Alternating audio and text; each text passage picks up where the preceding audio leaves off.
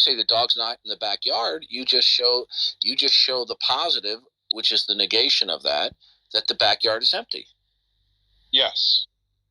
Okay. And even in mathematical theorems, there's negatives all the time proven. So that's bullshit. I was going to tell Gavin that, but I didn't get to tell him in time, but that's all right. At least he knows now. Well, so what you find is increasingly when unbelievers are being confronted with the biblical presuppositional apologetic, they just bicker. They just bicker. They really don't take it on, and they're constantly rabbit trailing. Every time I'm dealing with atheists on Clubhouse, they will claim to be an atheist, and I'll say, point out, okay, so you're advocating global atheism rather than local atheism, and I'll say, how is it then that there is no God? And then they'll immediately say, well, which God are we talking about? I said, that's yeah, then they switch it around. I know. Imagine we were talking about the existence of ice cream. And you say, how is it that ice cream does not exist? And your opponent says, well, which flavor are we talking about? That's a great point. Point. Don't forget that. It's a bait and switch. And I've seen Carl Sagan did this in a YouTube video when he was lecturing. The late James Randi, who was an atheist, he did this. It's because they do not actually have an intellectual defeater for the existence of God. They have to resort to all of these cliches. Like Christopher Hitchens, when he says extraordinary claims require extraordinary evidence. Well, if the God world is an extraordinary claim, then the not God world itself is an extraordinary claim. So what's the extraordinary evidence for that? Oh, but it's just God of the Gaps. I hear that too. God of the Gaps. Dimitri here. Yeah, Dimitri wanted to come in. I'm not sure. I am not doing a God of the Gaps, nor am I making an appeal to ignorance. We make a positive case for God, and in addition, we show the complete bankruptcy of the atheist position. Right.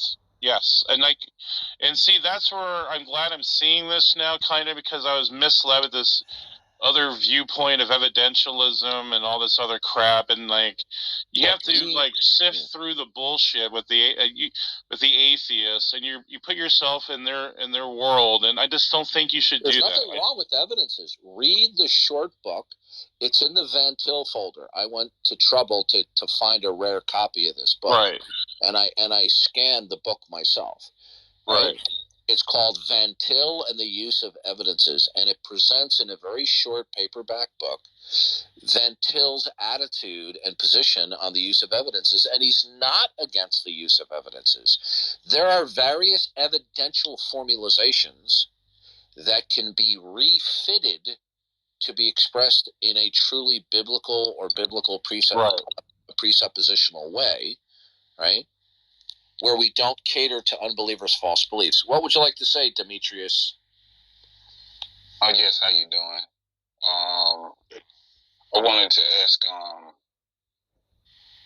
since, I believe in the Creator myself, God, the ultimate, the source of everything, but living in a world of, of not God, I was wondering, has anybody on the panel ever considered what would be their ultimate, because they can't have one. There cannot be any ultimate that is invoked and that is defensible, because only if the ultimate is an eternal mind that has a specific character set can we actually know that it is. And without which, if we dismiss that the ultimate is an eternal mind with a specific character set, i.e. all great-making properties, i.e. the God of the Bible, if that is dismissed, there will be no ultimate that they can instantiate, even on their own criterion. Yes, I fully agree. But the reason why I say this, because there has to be something that's drawing the people away, something they have to dangle, to draw the people's attention away from the Creator. You know, a substitute. Romans 1. And yeah, and I was wondering, we live in this not God world right now. We able to experience it in the teaching. No, wrong. Okay. There's only two basic worldviews: the God world and the not God world. We live and breathe, Acts 17, in the God world. And so does the unbeliever, in spite of their incoherent and irrational denial that God is, and he is by virtue that he's revealed himself. We're not in a not God world. Now, you may say, what you might mean is that we live amongst a great deal of people who are adopting the incoherent position of the not God world, but never say we're in the not God world.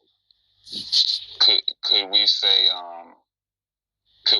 that the powers that be that run this reality that we live in, constructed in a way where it's not God in its experience, in its intentions and motives?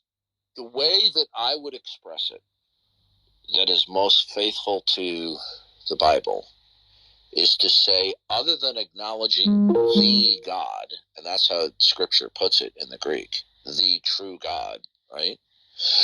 Because sinful human being doesn't want to acknowledge the true God, right? The unbeliever then, by virtue of his autonomous reasoning, will construct an idolatrous worldview, right? In order to escape his accountability and culpability and guilt before the one true God. Now, sometimes that entails atheism or the claim of agnosticism. Sometimes this entails people claiming to believe in God, but they buy into a man-made, manufactured version of God, let's say, for example, like Allah. Anyone using your God-given brains and common sense can clearly see that the God of Islam is completely manufactured in the mind of Muhammad. This is not a God that has all great making properties. Okay? So when they do not believe in the one true God, and especially when they're acquainted with the basic characteristics of the God of the Bible, they will then resort to creating an idolatrous model of reality. Okay. The ultimate reason I brought it up is because I've been thinking about it, and when we say the ultimate, we mean like the foundation, the source of everything.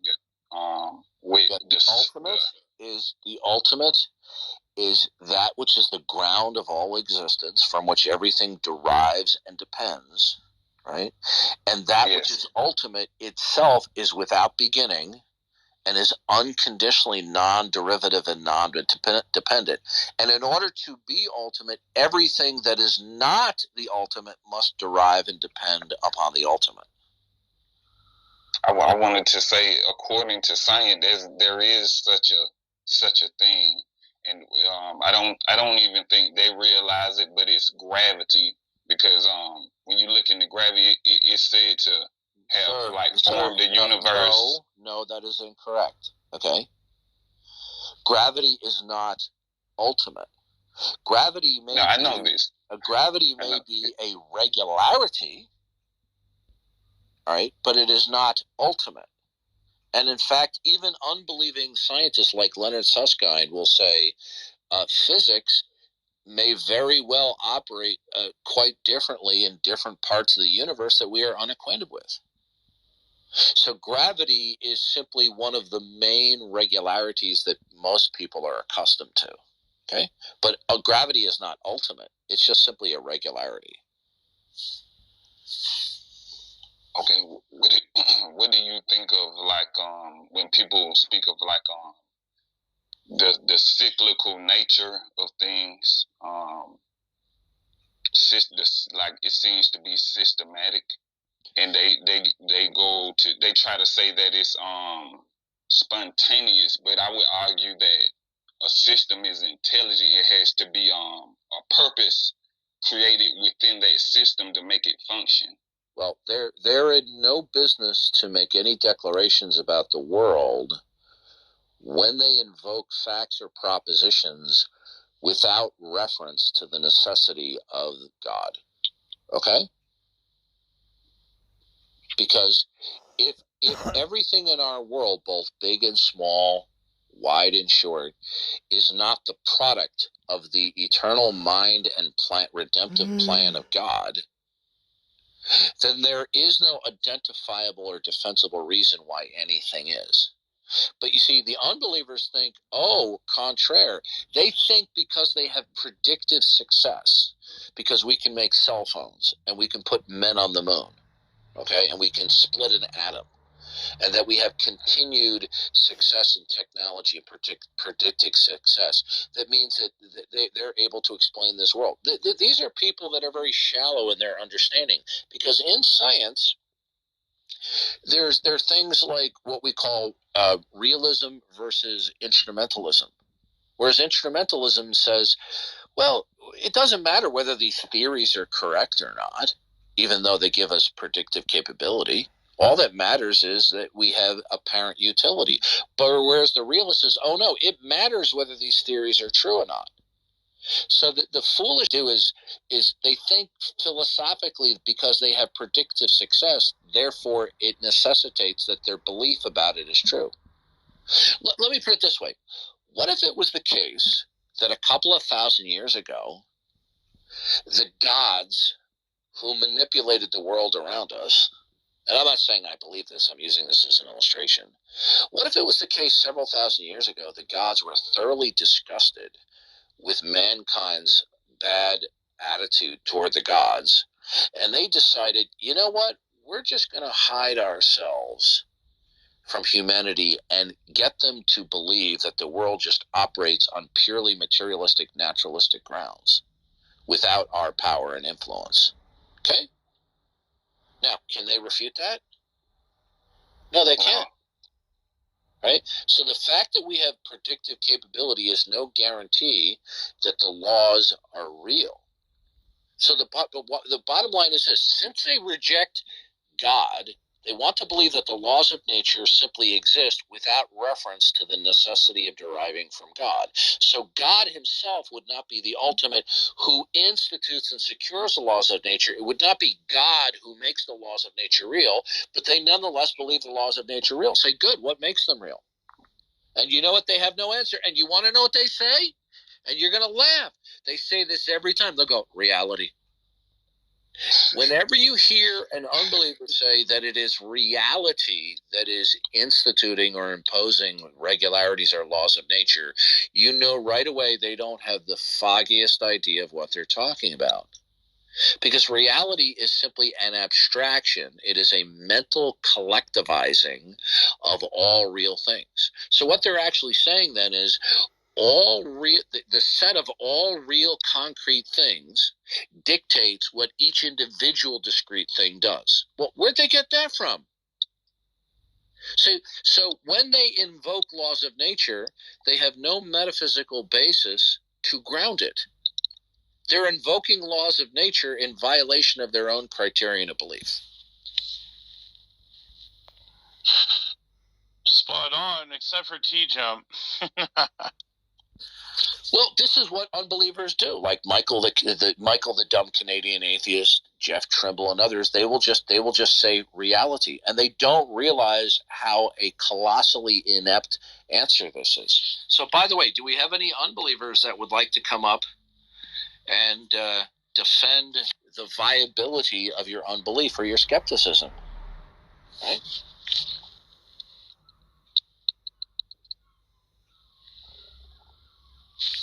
Crickets chirping. Yeah, most of them are gutless cowards, and they'll only take you on when you go into atheist-controlled room where they can run their mouth off, they can rabbit trail ad infinitum, right? They can ignore clear questions that you put to them, and just monologue. Right, and they'll try to hit you with emotional problems like the problem of evil. Why is there babies in cancer and suffering? What's the problem? Right, yeah. If I got a telephone call in the next 10 minutes that one or more of my children were tragically killed, and fortunately they're all adults now, I might be grief-stricken. But on what basis could I call the goodness of God into question? Why? Because that particular outcome is inconsistent with the way I reason? Why would my reason about how things ought to be within the redemptive plan of history right and God's isn't? Yeah. So I say there is no problem of evil. William Lane Craig, he's an enigma. I love certain things about him and other things I don't. But he points out, he says, there's not a problem of evil. There's an emotional problem with evil. Okay? Yeah.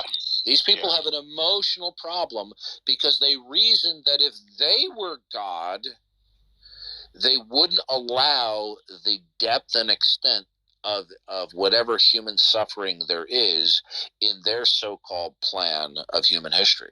So the problem is that God's plan is in opposition to their plan, right?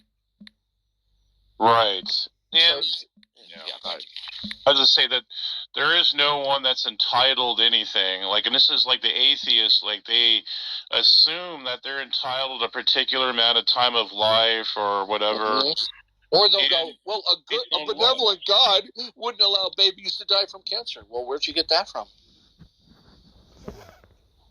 Yeah, based on what principle? And where does that principle exist? Where does that derive from? Right. I mean, even that would have to derive in God, because the problem they have is that when they invoke evil, then the question is, what do they mean by evil? If they say evil is incompatible with the existence of the God of the Bible, let's say, then what are they talking about evil? So the moment Adam and Eve decided to invoke their autonomous reasoning and eat of the tree of the knowledge of good and evil, at that moment when they ate the fruit, that means that God can't be maximally benevolent?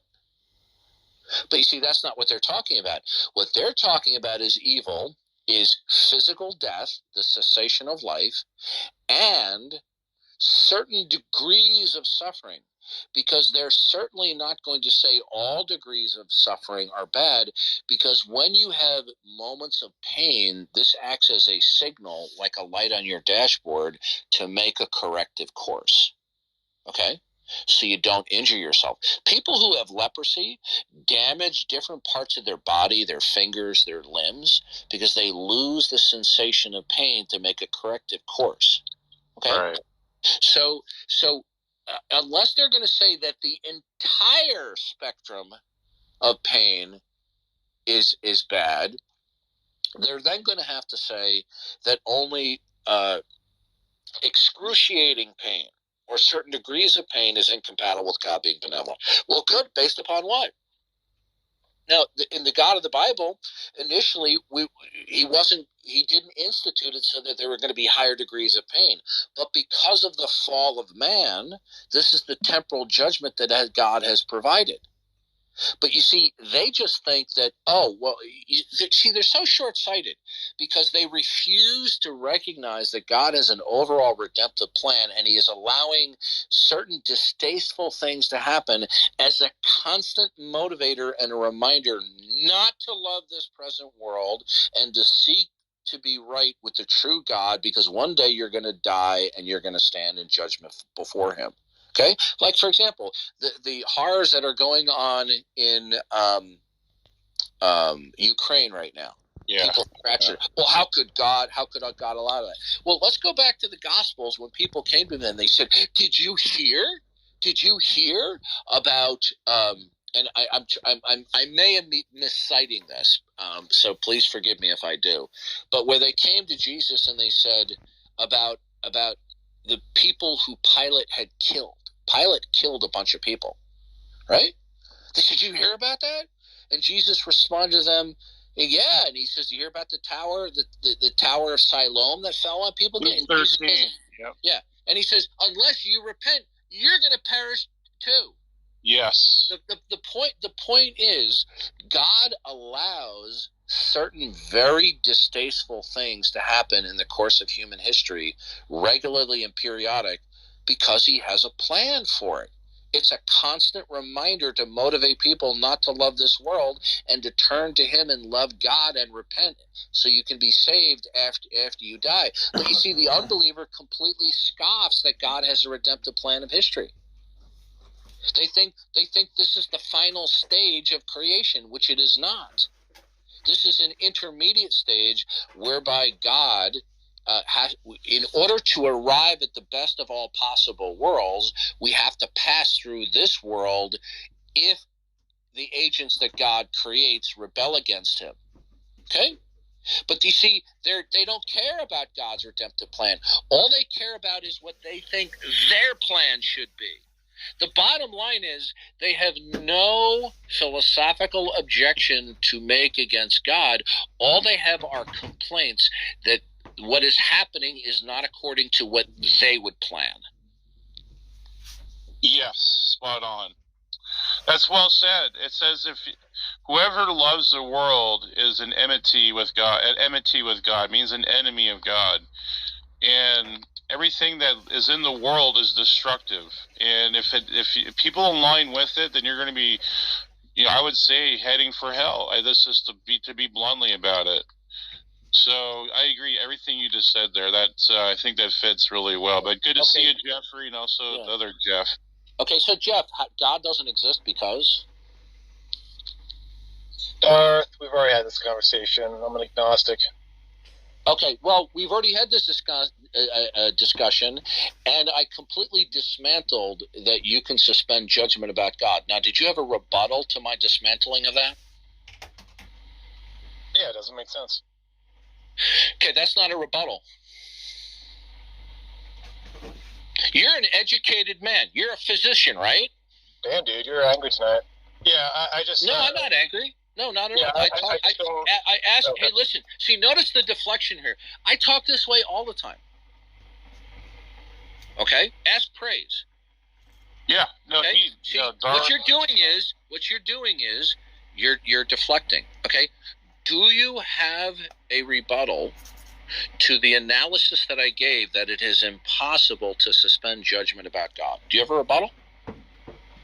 A rebuttal to that, I can't be agnostic towards the existence of God? No, listen carefully to my words, okay? Agnosticism is a label which represents somebody claiming that they are suspending judgment about the ultimate. They are suspending judgment about the existence and non-existence of God. My analysis and arguing shows that this is a false claim. Now, have I not broken down to you why it's a false claim in previous conversations? With me and you, I never got past the idea if you can invoke God unconsciously, unconsciously, because you still don't clarify. No. I don't use those words consciously or unconsciously. I don't use. No, I'm asking you to clarify. So the bottom line is this. Okay, listen to me. You're a physician. When you're speaking to your patients and you're invoking facts about their anatomy and physiology, do you do so with reference to chocolate ice cream? Nope. Okay, when you speak facts, do they explicitly or implicitly reference the necessity of God? Do you do that? No, I don't think about God explicitly when I reference facts, but that's not it. Okay. So the answer is no. When you invoke facts, then okay, so your facts are invoked. Hold on, let me finish. When you invoke facts, you are invoking facts by choice without referencing the necessity of God. Right? I don't know what you mean by that. Can I ask a clarifying question, or are you just going to overtalk me? Listen to me. When you invoke facts, they will either explicitly or implicitly, because of your worldview, they will either be with reference to the necessity of God or without? Yeah, let's answer a clarifying question. So, is it possible that I could be invoking facts unconsciously? Like, if facts are dependent upon God, when I invoke a fact, it could be referencing God? Because I agree with that, right? Do you accept the God world? Yeah, are you going to answer my question or just keep over talking me? I'm answering your question by giving you a question. Okay, there's my madness. Okay, I'm not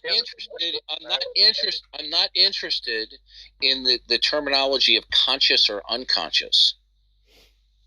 Okay, I'm not interested in that. That's why I use the word explicitly or implicitly. When you invoke facts, when you do so, are they with reference to the necessity of God? Yeah, well, I would need to know if God actually exists, right? Okay, implicit. You know what's disgusting about you? You know what's disgusting about you is you put on your profile you're a physician, and you're acting like a sleazy, slimy little pothead 15-year-old at the cafeteria table being evasive, rather than somebody who's earned a medical degree. Okay, yeah, so are you going to answer my clarifying question? Why don't you stop being sleazy and stop evading my question? You have done this every single time I've talked with you. Yeah, because I'm not going to answer your question without a clarifying No, because answer, you know what? It's because you're a sleazy person. Okay. Yeah, why don't you just answer it so I can answer your question? I'd be happy to. Just answer my clarifying question. Okay, answer the question again.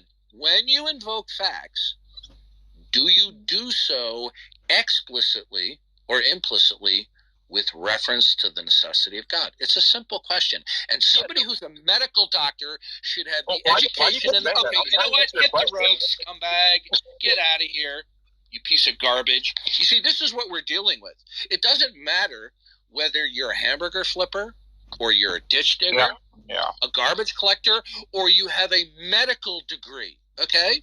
Because all of them collectively, when they're unbeliever, are sleazy little liars. They all employ the same verbal evasive tactics. Okay? I wasn't asking a trick question. Now, every time I've talked with this guy, and this is about the 5th or 6th time I've talked with him, this is what he does. Okay? This is what he does. Instead of getting angry, why don't you just explain or answer my clarifying question so I can answer? Goodbye. Get out of here. See, again, here's the deflection. Oh, you're an angry man. No, I'm indignant that you're a sleazy person. You're a physician, right? Do you lie to your patients like this? He knows he doesn't want to transparently answer the question. No, he's dodging. Because he knows that when he invokes facts, right, he is invoking facts without referencing the necessity of God. If he answers the question truthfully, then the house of cards of the agnostic claim collapses. Yeah. That's why, because he's smart enough to understand if he answers honestly, it destroys the house of cards of the agnostic claim. Yes, it does. It crumbles down. We have another Jeffrey here. Did you want to say something, Jeffrey? I just was I wanted to chime in on what Darth was saying before about suffering. I think like God permits like suffering and the ability to see like terrible things in this world and wonderful things in this world, and the things that are just amazing, rainbows and tropical landscapes and whatnot. Whatever you find is beautiful, to show us that there is what there could be, or what there is in the afterlife. I got a question for you motherfuckers, man. Listen here, please answer my question. I ain't trying to be rude. I ain't trying to be anything. It's not even a rude question. It's a normal question that anyone can ask. You just got cut off. Can you let Jeffrey finish, please? Are you fucking rednecks? Oh, gosh. Yes or no? You're out of here. Yeah, I got rid of him. Yeah. Go ahead, Jeff. That was really rude. Sorry about that, Jeffrey. No, it's okay. Well, a little slow on the trigger, but that's okay. Go ahead and finish. I'm sorry. No, my point was like I think God allows us to see evil and suffering and wonderful things in this world to show us, like, you know, that there is a hell. We know what evil is. We know there's bad things that happen in the world, and that you know, I think it opens our minds up to the possibility of heaven and hell. I mean, I'm just speaking in very general terms. You see, there can't be a real problem of evil. It can exist, and let me explain why. Either the unpleasantries of life are part of God's overall plan or not. Okay? Now, if somebody acknowledges that whatever they want to designate as evil is in fact a part of God's plan, then the only way that they can raise an objection is to say that it's inconsistent with what they want or their wisdom or their plan. Other than that, there is no evil. There's no rhyme or reason why anything's happening then. If the totality of all the events that are happening in the chronology of history are not a part of God's redemptive plan of history, right? Then there's no rhyme or reason why anything's happening. No. And so they're very complaining about their brother getting mugged and shot and killed by a mugger is just no different than somebody having some indigestion when you eat too much. It's just the way things happen. Stuff just happens. It's just reality. It never ceases to amaze me, all of the atheists, and especially like the raging atheists, YouTube's most stupid atheist, how they whine and complain and they moralize. Why are they moralizing? Based upon what? Yeah, exactly. Evolution, Darth. Oh gosh. They're not in a position to moralize about anything. They have no metaphysical ontological basis out of which they can instantiate any ethics at all. No. The whole unbeliever's position is incoherent. See, this is what irks me about some Christians. They will sit there and say, well, to them, like, you see, you can't ground objective morality. Well, why don't you follow through with that? You can't ground anything objectively when you disassociate every single fact that you are acquainted with and you disassociate it from deriving from the necessity of God as creator and Lord. Yeah, some of the greatest genocides have happened in recent history, have happened because of denying God, like Pol Pot, Stalin, Hitler. Mm-hmm. Yeah. Of course, there are genocides like the Armenian by the Islamic Turks, but they're far outdone by the atheist slaughter. Isn't it amazing how the atheists just completely are oblivious to the relationship between atheism and the bloodfest and the slaughter in the 20th century by those who had absolute power, who were atheists? Well, see, like that's like with Islam, there's no historical context. Like let's say in the Bible, like the Israelites were commanded to push to kill the Canaanites, right? Because of their evil, evil deeds. But there was a historical context to it. But in Islam, there's no historical context in killing the infidels. It's open ended. So I mean, if you want to take the Quran at face value, and the Hadiths, you're gonna follow through with it. And so, like killing Armenians was no consequence to them. Hey, Sharnham, why don't you come up instead of shooting your mouth off in the side text, okay? Could you please tell me, the people who gained power in the 20th century, who killed the most people ever in recorded human history, were they God-fearing people? Come on up, Sherham. Like abortionists. So you're referring to Hitler, right? Hitler was in all likelihood an atheist, although at times he made references to some weird pantheism. But Martin Bormann, his right-hand aide and his personal secretary, publicly admitted that Hitler was an atheist. Okay? So whom are you referring to when you say? I'm referring to those in the 20th century who amassed complete power, such as Hitler, Stalin, Mao Zedong, Pol Pot, Ho Chi Minh. Okay? Are you an atheist? So when you said, are you an atheist? Hitler, Are you an atheist? I thought we were talking about genocides. Right? Are you an atheist? That's beyond the question. Can we stick to Are you an atheist? It doesn't matter. Are you I'm talking about. Are you ashamed Answer the question, man. Are you ashamed of being an atheist? No, I'm not an atheist. I'm a theist. Then what are you? What kind of a theist?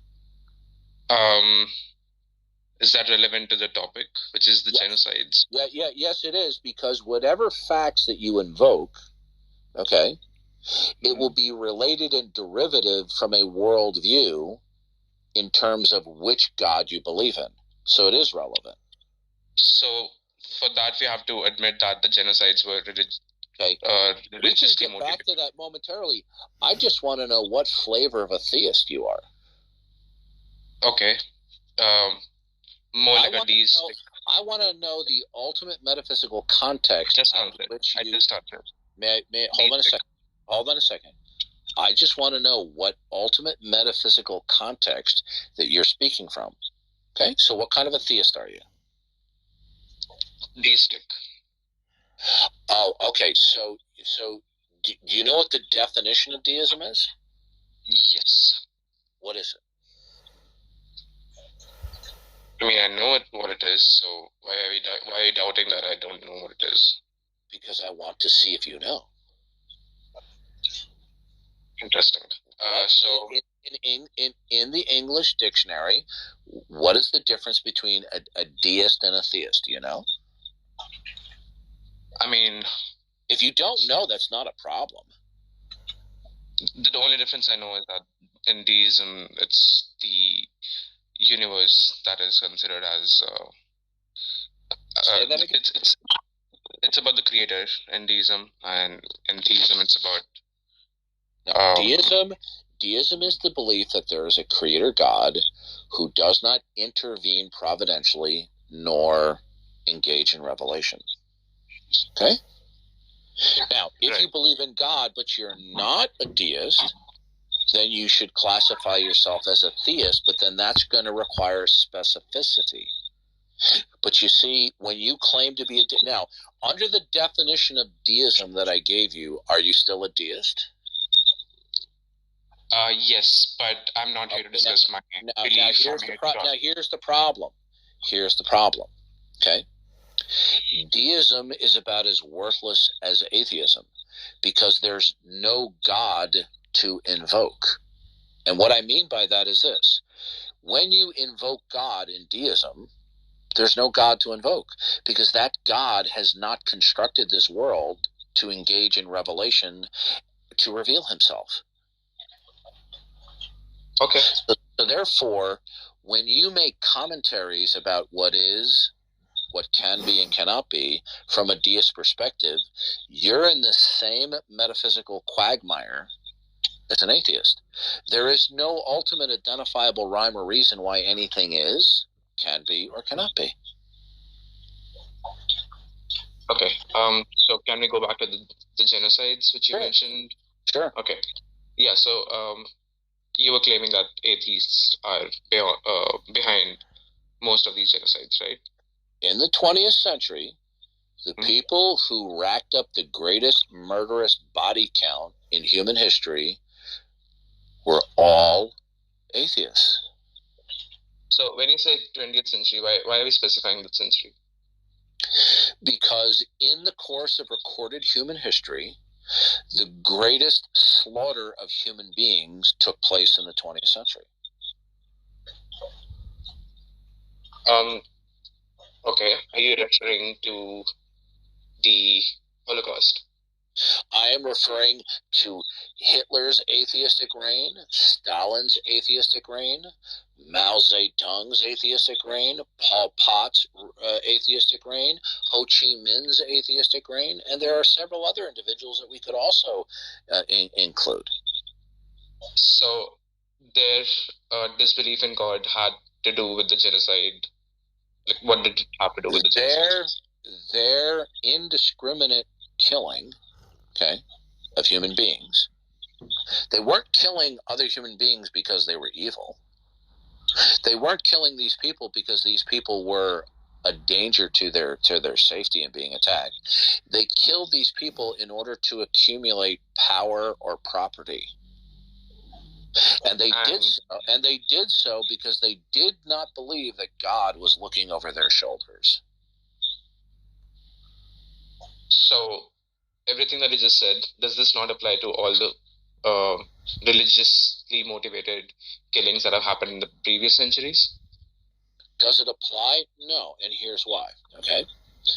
It's because those people who did kill other people and did so in the name of the God, okay, did not desire to kill people widespread just for the purpose of gaining political power. Okay, they didn't do it for see, most wars are geopolitical in nature. Not so much. You will find very few examples in human history where one army is fighting another army from a nation state purely on religious grounds. The wars are fought over geopolitical issues. So if they are all fought because of over geopolitics, then why is being an atheist a problem?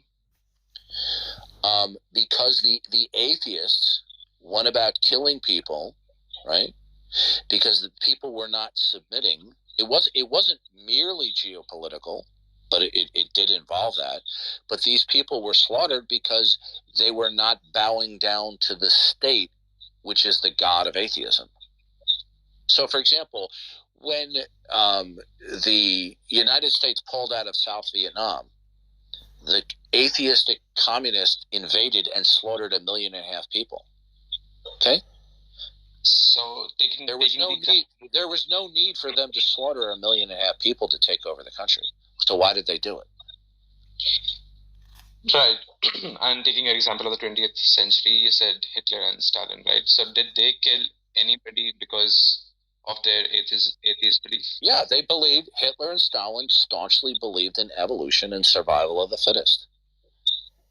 Stalin said, did you know Stalin said the death of one person, I'm trying to remember the exact quote, the death of one person is tragic, okay?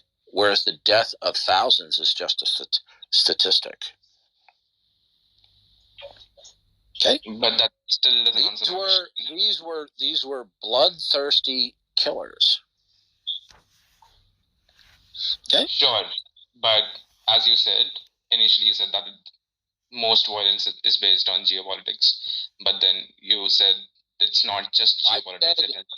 I said in the past, you will not be able to find any purely religious only wars.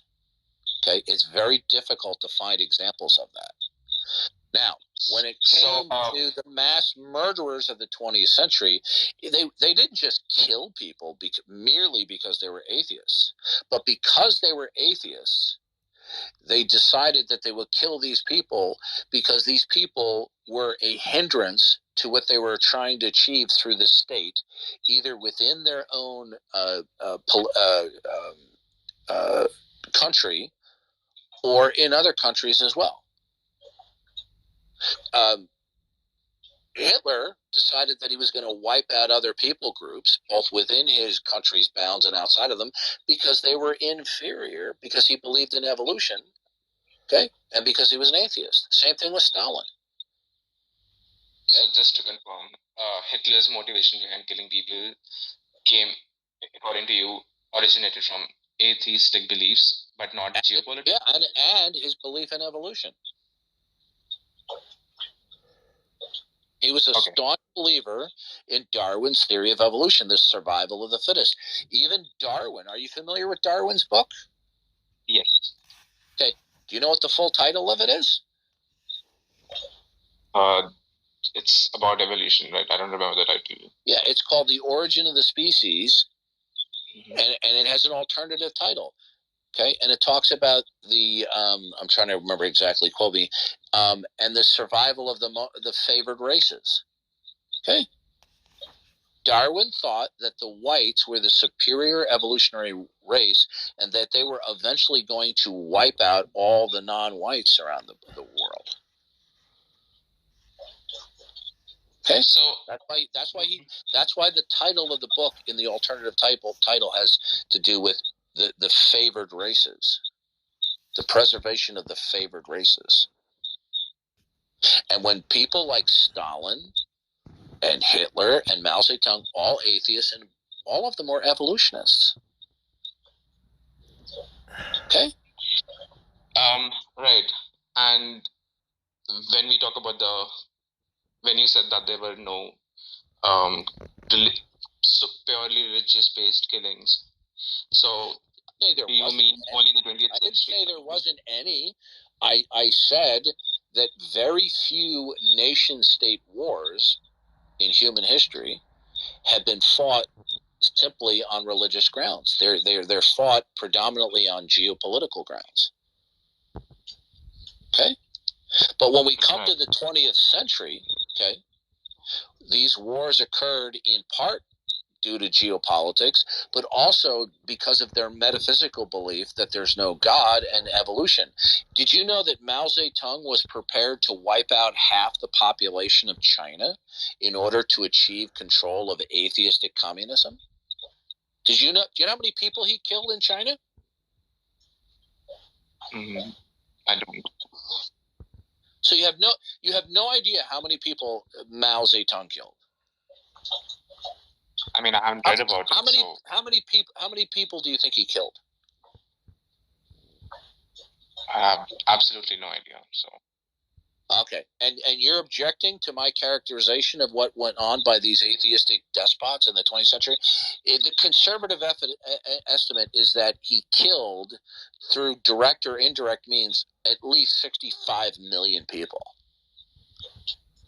Stalin is thought to have killed at least 20 million. Okay? Right. Did you know that?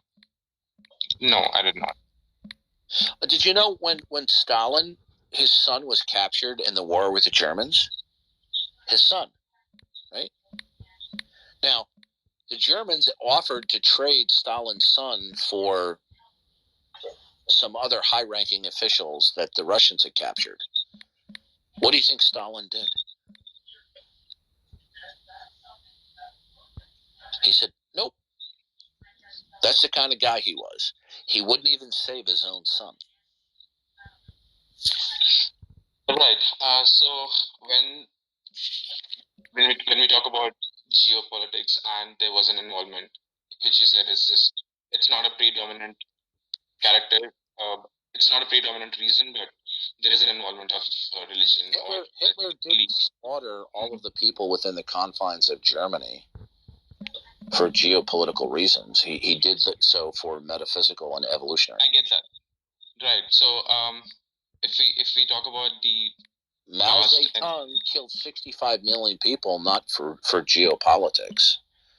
Okay, meaning one nation state against other, but because he wanted complete communist control within the confines of China. In other words, you're not going to be a good marching a red communist. Good, we're going to starve you to death.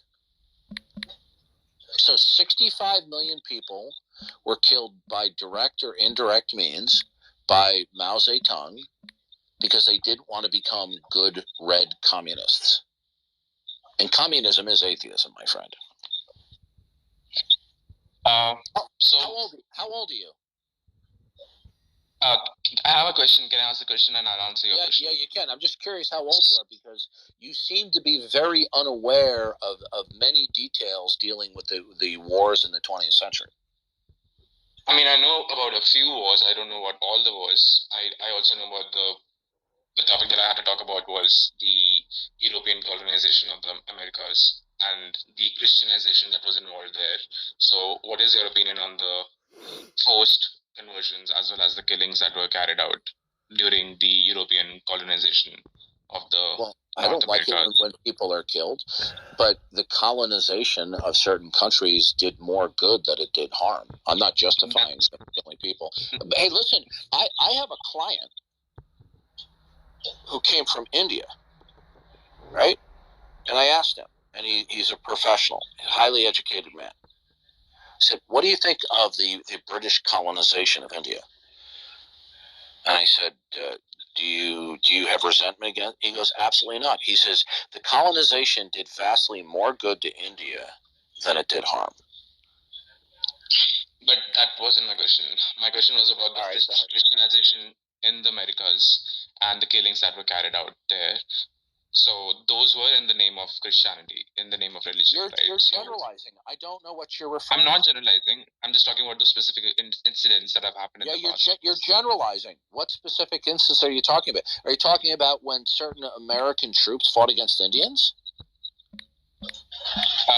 Yes, that was one of the things. Yeah. Okay. And so the Indians, and this isn't to say that every instance where Indians were killed that it was justified. But what we had here is we have Indians who were pretty much nomadic people, right? In this country, it's not like they had a nation state, right? And so now we come into the land, and then it's a battle of who gains control, right? But Christianity was spread. But I don't understand why you're objecting to anything happening, including people killing each other, when given your worldview, because there's no ultimate rhyme or reason why anything's happening in your worldview. No. So the reason I brought that up is because your statement that there is the geopolitics angle as well as a minor religious angle, or let's say the belief angle. No, I'm talking about wars that have happened through human history. That very, very few wars that I'm aware of have been done purely on religious grounds. Okay. But that's not the point. The point I'm trying to make is that there have been an equal number of wars which were by theists and atheists in the history. What do you? You know what? You're the prince of generalization. Why don't you give me specifics? What are you talking about? So are we looking at the killings in general entirely? Because if that has to happen, then we have to count every killing carried out by, say an atheist or a Christian. You're wasting my time. You're generalizing, and then when I ask you for specific, okay, have a nice night. Okay. But did you? All right, that was a waste of time. My apologies to the audience. What a waste of time. Yeah, that went nowhere with him. But good. You made really good points though about history. He's a deist. Okay, so on what grounds does he object if one human being mistreats another? All right, I'll be back. All right, man. So what's up, Gavin? Not much. What a tough debate earlier. Oh, that sucks so badly. Yeah. Next one will be better. I remember that one time where you whooped Jay Passick's ass in that debate. It was so fun. Yeah. Oh, look, Jay Passick's in the crowd. What do you know? What a coincidence. I'll invite him up.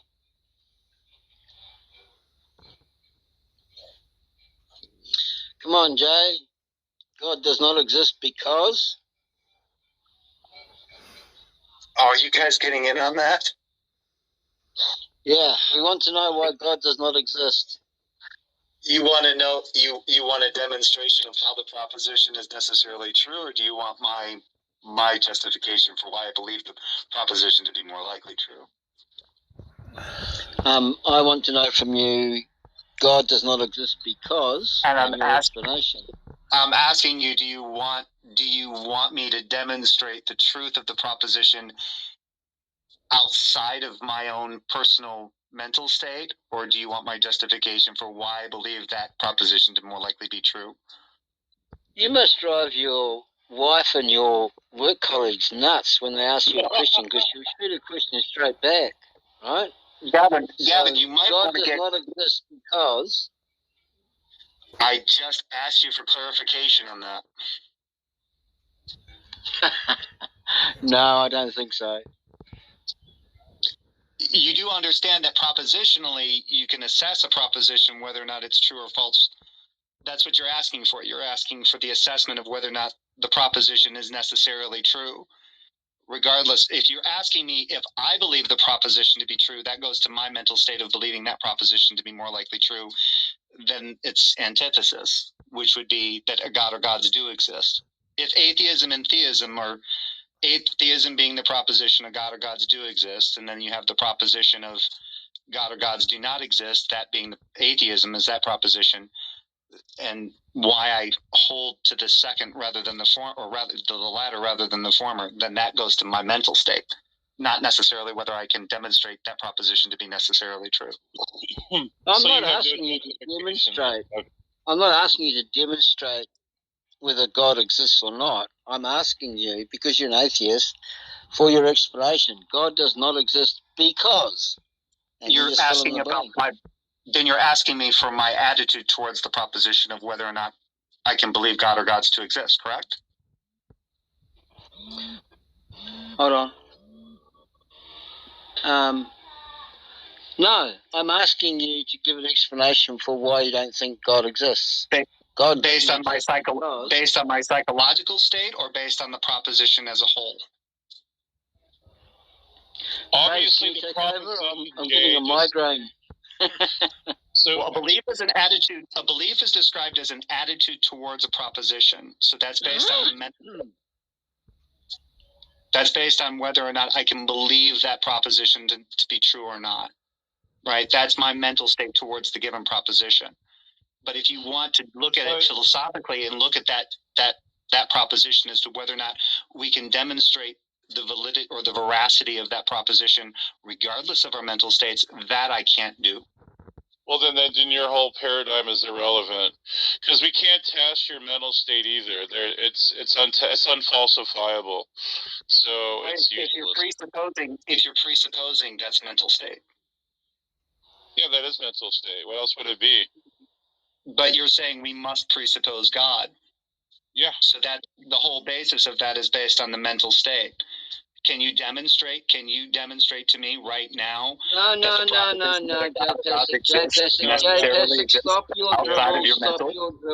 Stop your dribble.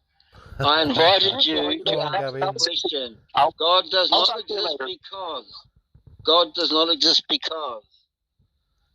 I asked you for clarification on this, Gavin, and you're not able to give it. If you're going to get on this bandwagon, something better than that. We just unraveled that. It's a non sequitur. It's irrelevant. Yeah, Jay, you're lost. You're a loser. I can't believe you served in the military. Honestly, you're an embarrassment. Anybody who serves in the military, in the U.S. military, would come out of the military. You don't have to believe in God to serve in the military. Would come out of the military with like they'd come out of the military with none of this wishy-washy bullshit that we hear from you. Ex-military personnel are very direct and very to the point. You know, they're very to the point. They're not like you, Jay Passo. So what you were doing in the military, I don't know, maybe you were a dishwasher or something? Was I? I mean, well, there's no dishwashers in the United States military. It's called, well, sometimes you have cooks that do dishwashing, which is a particular MOS, but normally if you're assigned to KP, which is, those are short for kitchen patrol, then you would have sometimes infantry soldiers or commo or whatever, anybody who was in the unit be tasked to that, to kind of help in dining facility operations. That's so uninteresting, Jay. I think we're a You brought up the. Come on, You you know brought you up- called them butt plugs. You. What's that? What did you say, Price? You into butt plugs now, dude? I said you that convert- you must have been a butt plug supplier to the military. That's what I was thinking. Well, I mean, there is some homoeroticism that happens in the infantry. I don't know if it goes as far as butt plugs, but I mean, it's possible. We're not interested. We're not interested in your nocturnal adventures, Jay. So God No, does not exist I'm because- talking about homoeroticism. I'm not God talking about does not actual exist because God does not exist because of explanation. Do you want my psychological? Do you want my belief? Do you want my justification for my belief, or do you want me to demonstrate? I want That an proposition. explanation. Stop dicking around. Stop dicking around. God What does not explanation do you exist want? because. What explanation do you Your want? explanation. Your explanation. God does not exist because. Okay. I believe God's to exist as concepts. I believe those concepts to not necessarily be actual to states of affairs. Say that again. You believe God's to exist. I believe God's to exist as concepts. I do not believe those concepts represent objects that are necessary for actual states of affairs. What's the reference? Okay, what's the reference point of all facts then? I have no idea. Then why would you make such a claim? Because it's based on my mental state. So so what you're saying is your preference that God doesn't exist. Is that what you're saying? No, it's my mental state. It's my belief on the proposition of whether or not a God or gods exist. That's my that's my belief. That's my justification for why I believe gods do not exist. So you're admitting you have absolutely no justification or even poor justification. You don't even have poor justification. You have none. No, that is my justification. I believe those to be concepts. They exist. Gods exist as concepts, but those concepts don't represent things that are actual to states of affairs. Well, even theists believe that there's different concepts of deities. What does that have to do with anything? The fact that the concepts don't seem to represent anything that's actual to states of affairs. Because how do we know? You do understand you do understand the concept. Jay Pesek, shut up. Be quiet. Be quiet. There's a little bit of a delay. Given that you're an atheist, given that you're an atheist, and you can't ground your logic in anything, why should we believe whatever you say? Well, why should we believe anything you say? Because you can't ground your logic in anything, can you? Sure can. Like what? Reality. And is your perception of reality infallible? No, of course not. So your perception of reality is fallible, Jay Pesek. It's as reliable as my senses can perceive states of affairs that I negotiate. So you're saying it's a concept, right? Right. If I'm blind, that changes my perception of reality. I'm losing that sense to a perception of reality. Is even that a concept though? Like, you would say reality is conceptual. No. Well, reality is a concept that defines what it is that we seem to be all sharing in states of affairs.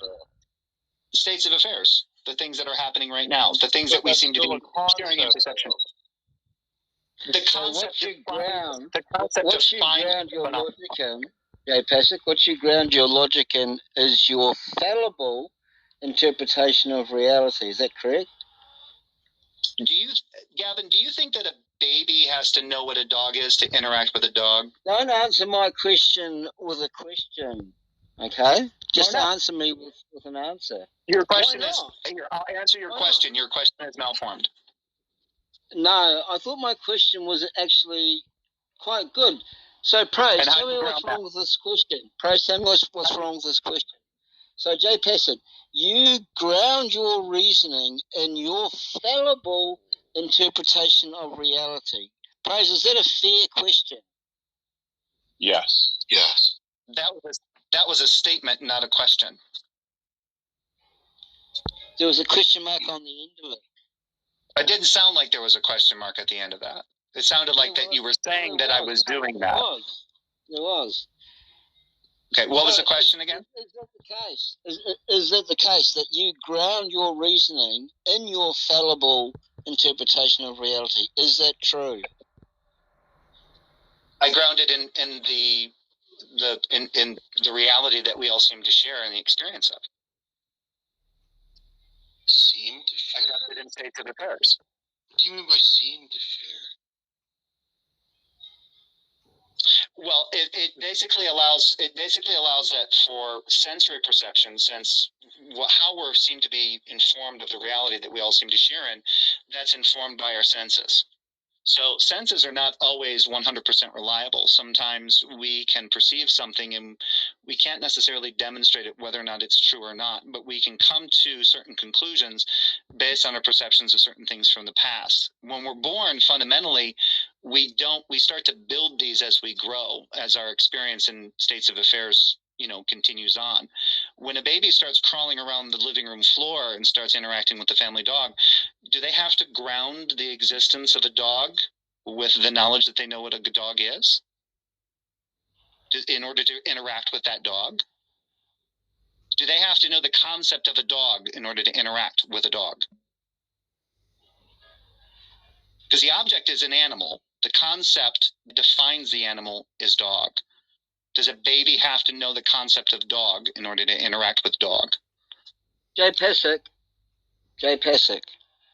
give me your reasoning in your fallible perception of reality. Yes or no?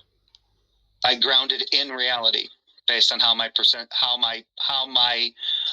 while presupposing that I do reliable.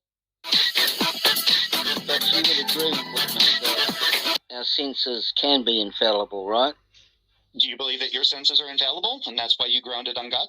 It will kill. It will kill. No, I believe that my senses are fallible. Like everybody's senses are fallible. It will kill. Okay. I love the balance. So how does God tell you that something is what it is when that requires your senses, which you now have admitted you rely on to make a determination?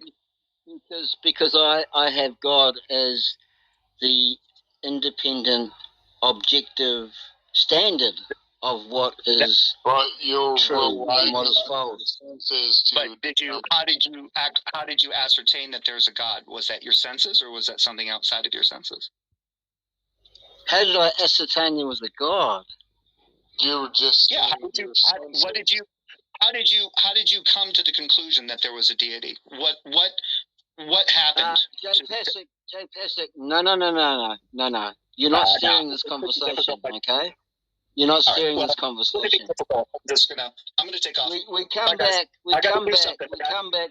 come back to your position that you say you ground your reasoning in reality, but your perception of reality is fallible, right? I'll take over. That's fine. Jay, I'll take over. Gavin, are you saying that you cannot know anything unless your specific God exists? I'm asking. I'm not telling. No, not at all. Okay. Oh, I would never say that. Okay. So, okay. I guess my next obvious question how would you know that? Well, because I would refer to God's word, the scriptures, right? Which to know what is objectively. Hey, don't be talking over top of me. Just let me finish. Yes, ma'am. So I refer to the scriptures. Oh, yes, ma'am. Well, your ass gets into the audience. Don't come on here and try and be a smart ass, okay? You guys should realise that you have no arbitrary power whatsoever. So, to answer that smart ass's question, I look to the Bible to find out from an independent and objective standard what is true and what is not. Simple as that.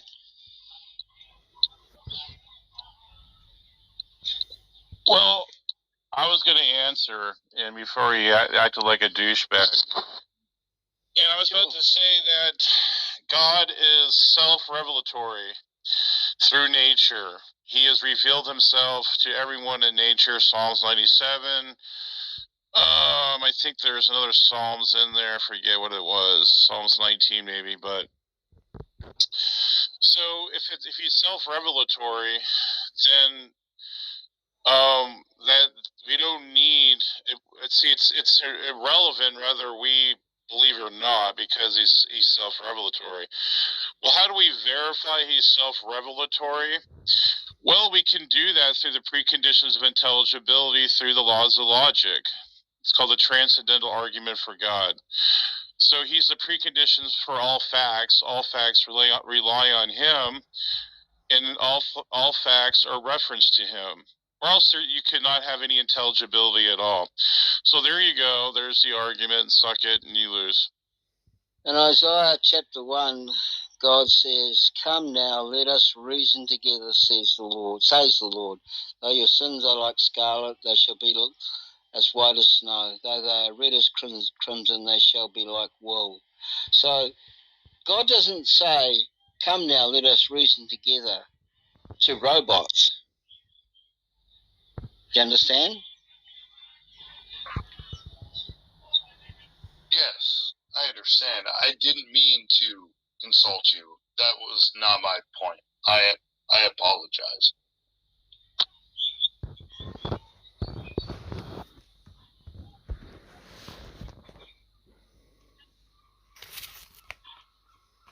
So God does not exist because Well, I don't say a God does not exist. I have never said that, nor would I say that, because I don't know that. So,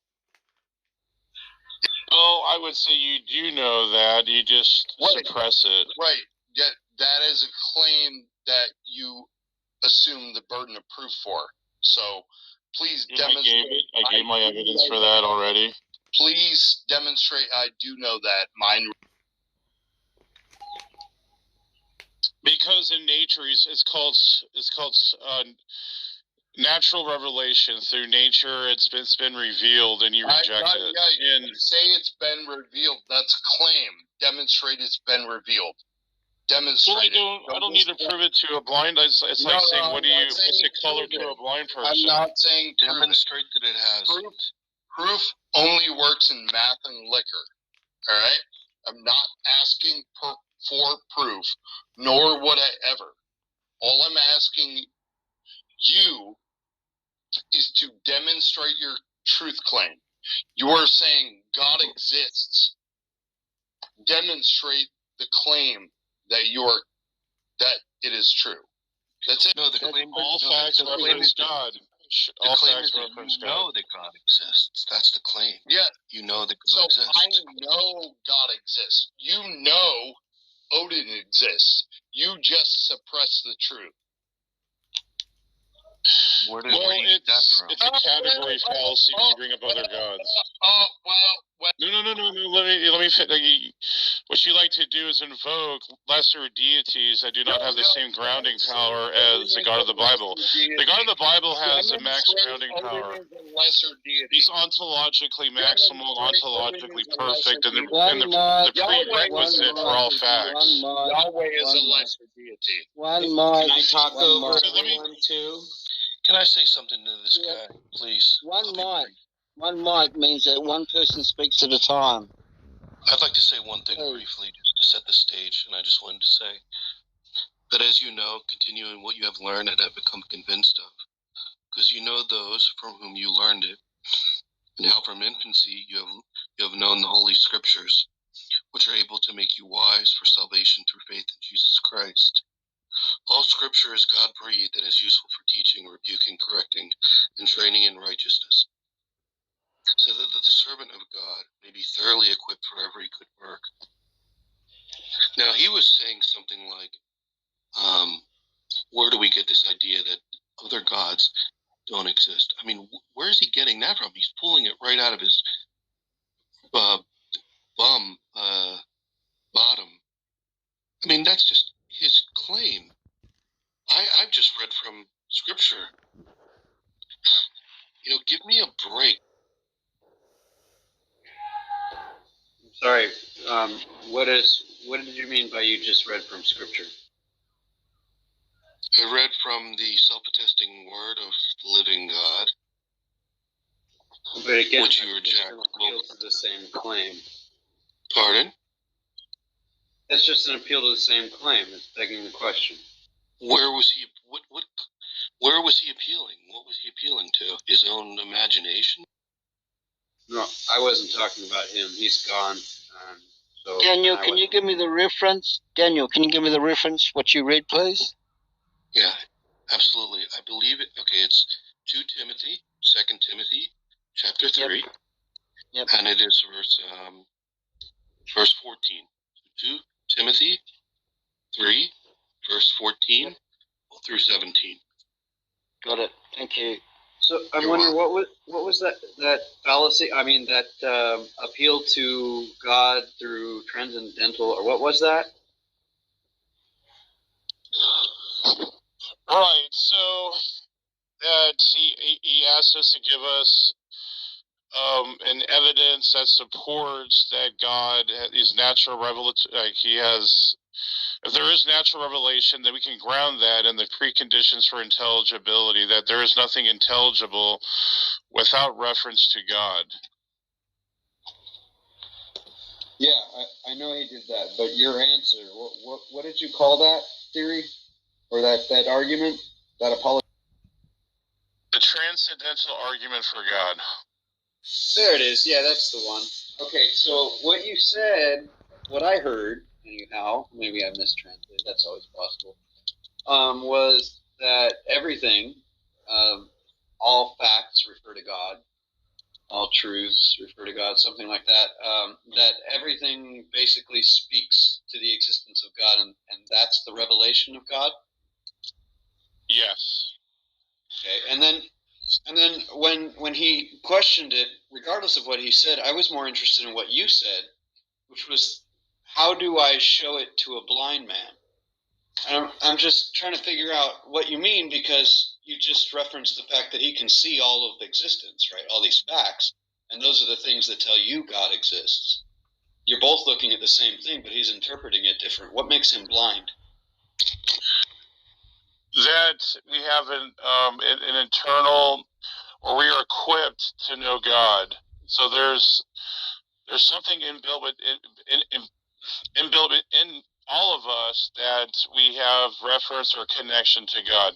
And even science verifies this. Ecclesiastes says the same thing. Whoa. You don't just throw those things out there without backing them up. No, I can easily back it up. I'll share it in the chat. I'll easily show that.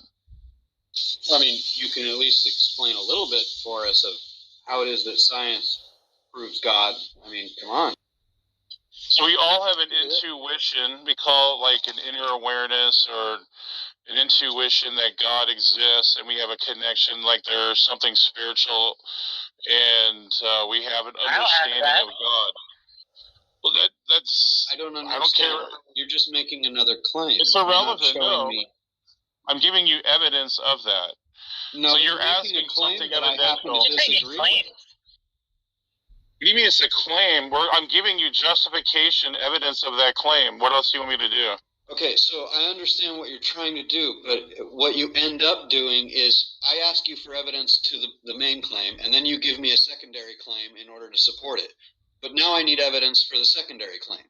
That's what I'm doing. I'm saying there's scientific evidence that every person they have like they're rooted with to have a connection or belief in God. Okay, that's not true, and I'd like you to prove that you're right about that. That you didn't just make that up, pull it out of a hat, or whatever. It's not. It is true, and just because you deny it doesn't make it not so. So until you know that I can prove it true, I wouldn't say that. Yeah. Okay. So I happen to know that you can't prove it's true. I'd like you to go ahead and do so. You have no grounds or no right to say that it's not true without me providing evidence. All you need to do is provide the evidence. We don't need to argue about it. That's kind of a waste of time. Just show the evidence. That's easy. That's easy. That's very, very easy. I'm about to show it right now. I'm going to share it into the private chat here. Give me 1 second. Or I guess the general chat. I thought that was StreamYard. Never mind. There is strong scientific evidence for the existence of God.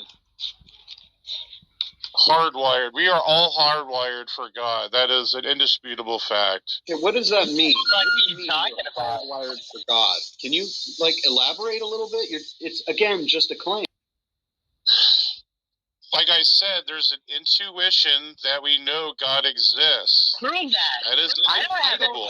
Prove that. I'm gonna put it in the freaking chat. Give me a second for Josh Why don't you just prove it instead of putting it in the chat? Why don't you tell us what it is? Well, I mean, Rascal, you can be quiet. Your voice is like sandpaper on my tongue. Now, here's the thing. There is good scientific evidence for the existence of God.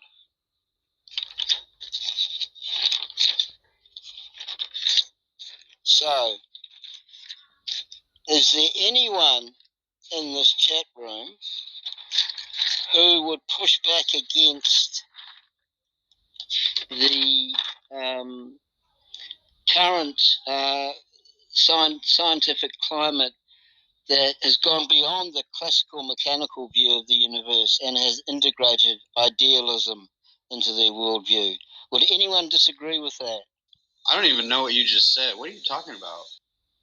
Do you know what If you don't know what I just said, then you're in the wrong room and you're arguing with the wrong people. Maybe, but can you explain it? Like for the dummies like me?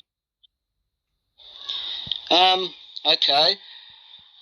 So science has moved past the classical mechanical view that it used to have of the universe. Okay, you're just repeating yourself. No, that is to say that, listen. Hey, don't be an asshole. Do not be an asshole, otherwise you'll be out of here. You understand me? Sorry. Listen, Vigil. You asked me to explain it to you, and then you said, oh, you're just repeating yourself. Do not be an asshole. I'm not trying to be an asshole. Literally what you did was repeat what you said, and I asked you to explain what you said, not repeat it. I'm sorry. He did explain it. He's trying to tell you that mind comes before matter, right? As opposed to matter leading to mind, right? So now you are under the belief that from matter is derived mind, right? So you would have the burden of demonstrating that. And science has moved to the point where we realize that mind is primary. This is what idealism is. No, mind is fundamental. Excuse me, sir. Mind is fundamental. Mind is fundamental, and we know that evidence. What is physical, we know it. We know that what is physical is not primary. Evidence. We know that what is physical is not primary. We just know that. But Joe, we know that okay, dude. We just know that is not evidence. You should know that that's not going to satisfy the atheist in any sort of. Would you like to read from Sean Carroll? I mean, what do you want? What? I'll tell you. Actually, that's a good Daniel. That's actually a good segue. Let me read you what Sean Carroll says about space. Yeah. Listen up, atheist. Listen up, atheist. You don't know this. What's that? Sorry, go ahead. I interrupted.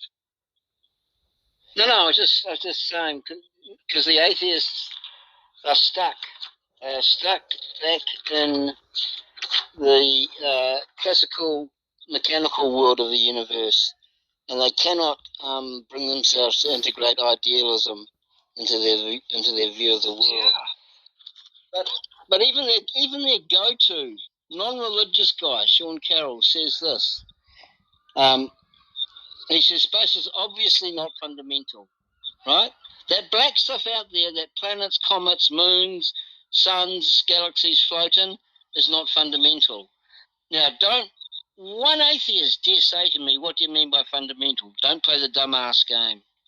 So space is obviously not fundamental. Space is something where you go from classical mechanics to quantum mechanics. Space more or less disappears. In classical mechanics, what do you have? Some particles moving through space with some velocity. Sorry, I'm tripping over my words. But in quantum mechanics, you have a wave function of all those particles, and with that wave function, we tend to talk a language that the wave function is a function of all the particles in their locations in space. But we don't have to talk this language. We can use what is called the momentum space description. We can completely describe the particles by how fast they are moving instead of where they are in the universe. And for that matter, we don't need to use any description at all. We can just use these quantum mechanical states in their own right with no reference to space whatsoever. Yep. So the underlying world of quantum information is getting pretty close to what's fundamental to the universe. It's getting close, but it's just not quite there.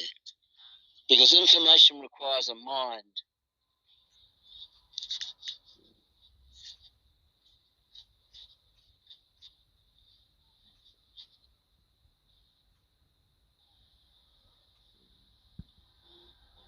So I gave 3 links supporting my claims. I think is pretty much justified at this point.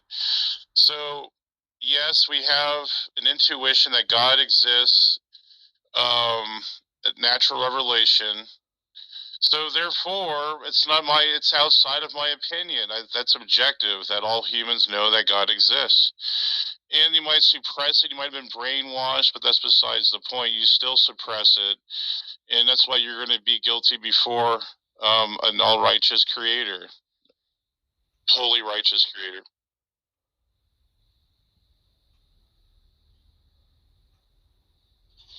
So that quickly dissolved. Well, we can go on with more scientific evidence for God's existence, praise. Sure.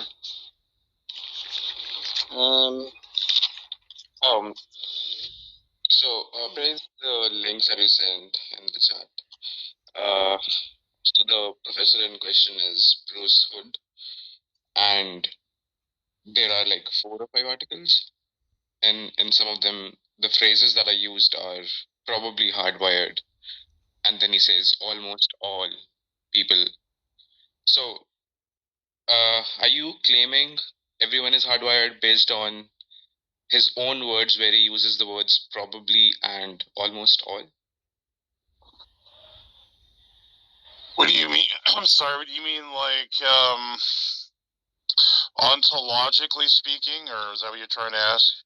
No. I'm just quoting the words of the professor / researcher in the articles that you've shared in the chat. So let me read it out. So it's the work of Bruce Hood, who is a professor at the Bristol University, and he has used words like probably hardwired. Okay, he does not claim that everyone is hardwired. He has not conducted a study on a big enough sample size to conclude that everybody, 100% of the population, is hardwired. So my question is, humans are humans. No, you're mischaracterizing the study. Go to sciencedaily.com. That's a verified scientific source. It's a you can say a peer-reviewed source even. It's very there's no bias to it. It's actually secular. And here's what it says: new research finds that humans have natural tendencies to believe in gods and an afterlife. There you go. Case closed. That's it.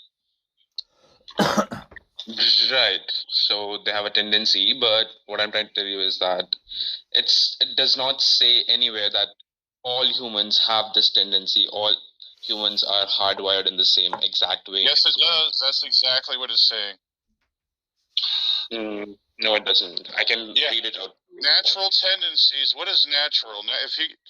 If you're going to say that natural doesn't apply to humans, then you're saying that this world is supernatural. So either pick your poison. Either that we're living in a supernatural reality, or natural tendency means it's ubiquitous and universal to all humans. So pick your poison.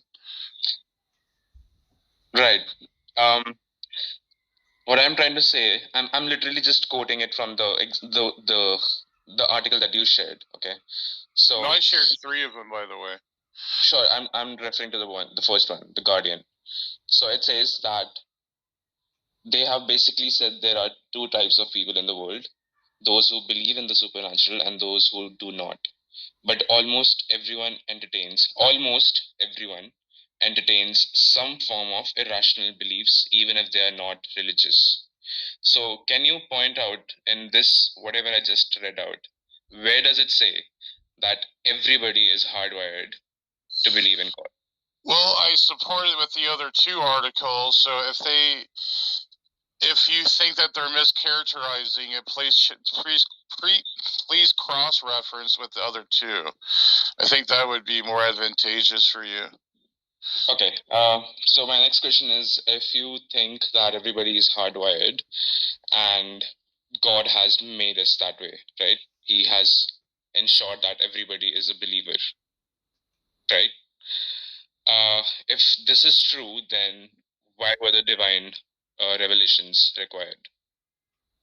To get to know him intimately. So we know God in a sort of superficial sense, like on an exterior. It's like it's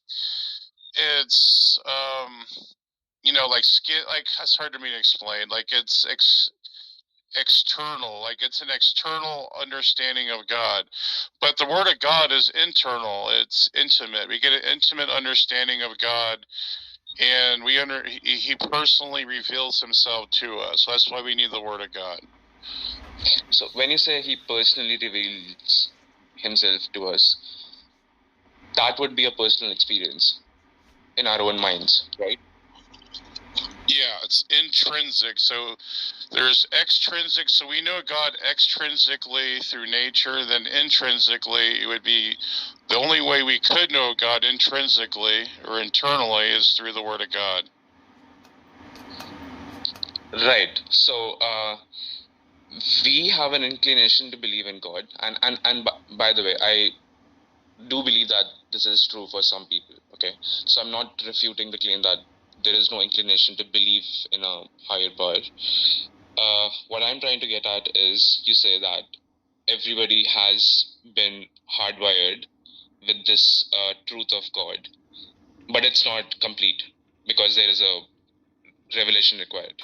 So you said that there's a personal revelation required, but you also say that that is also not sufficient, which is why there is a there's a book that we require, right? So now, if there is a personal revelation and there is also an inclination which is innate, or which is we have by birth, then why did we require a scripture, is my question. So he created us to seek him and search after him. So when we're seeking and searching after him, there's only a few possibilities out there. And one of those is the Quran. You have all the other religions out there, or the Bible. So this is what humans are here for, to determine what God exists.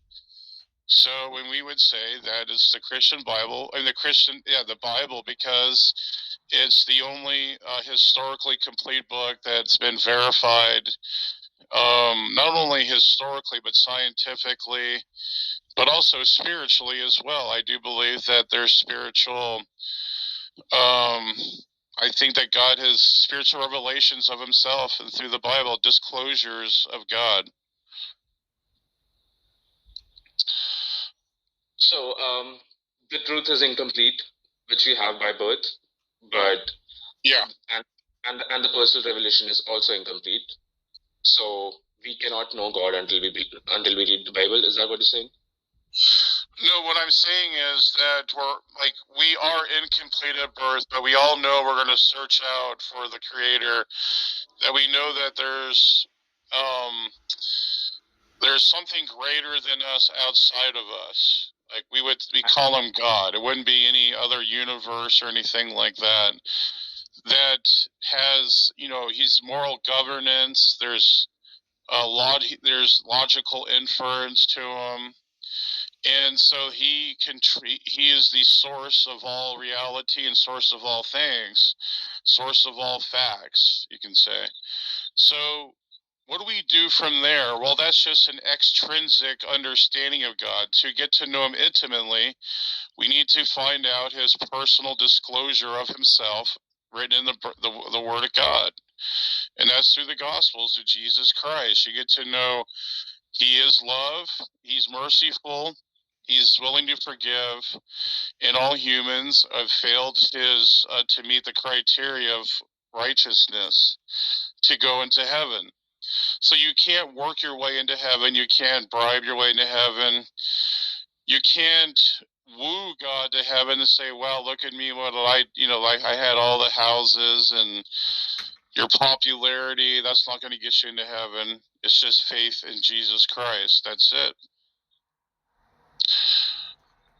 So yeah, I mean, okay, you said that there's a path of self-discovery, and beyond that, we do need the scriptures. Okay, so if all these three things are required, and let's just say that, because as per you, everyone's born a believer, and everybody has that inner personal revelation. And if these people also read the Bible and yet they say that they do not have a belief, so as per you, they are just rebellious, or they are just lying to themselves and everybody around them. Is that what you're saying? Yes, Romans 1 goes into this. In their unrighteousness, they suppress God, whether it be naturally or even supernaturally through the Bible. It's through their own sinful desires that either they do not want God to exist, or they do not want to be accountable to that God. And unfortunately, I mean, there could be other reasons as well. I've heard so many of them. But so, yeah. So this self-righteousness and let's call it the disbelief. These are also the qualities that have been instilled in us through God or by God, right? Yeah. So these qualities were stronger than the part of belief in God. So God ensured that for some of us, this quality of self-righteousness would be more than the quality of, or the strength of, the belief in God Himself. Right? Are you saying that, okay, so I'm trying to understand what you're saying. Are you saying that God doesn't have the power to convince someone, or is that what you're saying? No. What I'm saying is that God gave us all these qualities, right? So the self-righteousness is also something instilled in us by God, and the hardwiring to believe in Him is also instilled by God. So for let's say for atheists, what you're saying is that the self-righteousness takes a higher, let's say it takes a, it supersedes the belief in God, right? Self-righteousness takes the belief in God takes a backseat, and the self-righteousness is stronger than the hardwired belief in God, right? Yeah. I mean, so that's why atheists deny God, right? They out feel of unrighteousness. Yes. okay. So this instilled self-righteousness, God has instilled this self-righteousness stronger than the belief in God himself. I'm No, see, we have free will. See, here's the other element. I know that Calvinists are not going to agree with this, but this is the way I believe the Bible lays it out, is that he gives us a choice to suppress what he's showing us and revealed to us, or we can accept and honor that. And some people honor it, some people don't. And that's just the way it is. And, you know, like, the way it is even life's a gift. So if you don't want that gift, then basically you just forfeit that, and you accept what's going to come to you, and your final destination will be hell. So like everyone knows in their heart that God existed. They're just supreme of people that are rebellion of God, like you. Right. What's up, godless girl? What's going on? Hi. Just chilling out here. Yeah. There's no other good rooms right now. That's what I appreciate you coming in here, and I like how you press atheists. That's one thing I respect about you. So yeah, thanks. Yeah, a lot of my fellow atheists are very irrational and dishonest. I hear you, and some of ours as well. It's like, yeah, I have to be honest with that as well.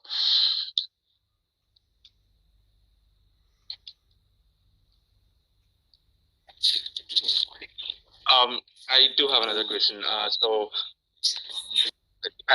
I'll take an analogy of a chef who is who creates a recipe for, let's say, a dish which involves 1 cup of sugar and then 5 cups of salt. Okay, so he is aware that this dish is gonna turn out to be salty, right? Obviously, because he has ensured that he has added those ingredients to the recipe, right? So when it turns out to be salty, he throws it in the trash and says that it deserved to be thrown in trash. So he knew that this dish is going to turn out to be salty, and then he threw it in the trash, saying that this is where it belongs.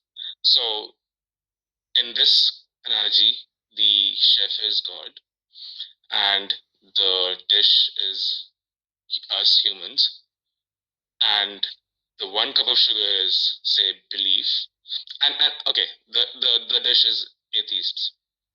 Okay, so 1 cup of sugar is the belief in God, and 5 cups of salt is the rebellious nature and self-righteousness and whatever other negative qualities as per you.